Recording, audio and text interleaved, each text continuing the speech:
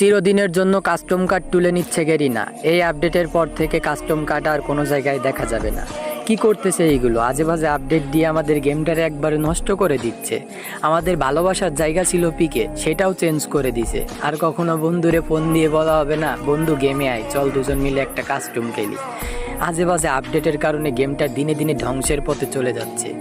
ভাই বিশ্বাস করেন, বর্তমান গেমের যে অবস্থা, কোনো প্লেয়ার যদি সিএস র্যাঙ্ক খেলতে ঢোকে, কোনো সমস্যার কারণে যদি কিল না করতে পারে, তার মা বাপ তুলে গালি বা ইচ্ছা মতো গালি দিবে।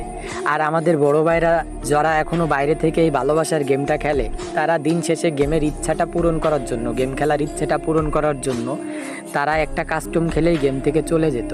কারণ বাস্তবতার কাছে হার মেনেছে তারা। তবুও এই ভালোবাসার গেমটা এখনও তারা ছাড়তে পারেনি। কিন্তু গেরিনা যে এই আপডেটটা দিচ্ছে, এই আপডেটটা দিয়া গেরিনার ঠিক হচ্ছে না। আমাদের ওল্ড পিকে তুলে নিছে, আমাদের ব্যাকজাম তুলে নিছে।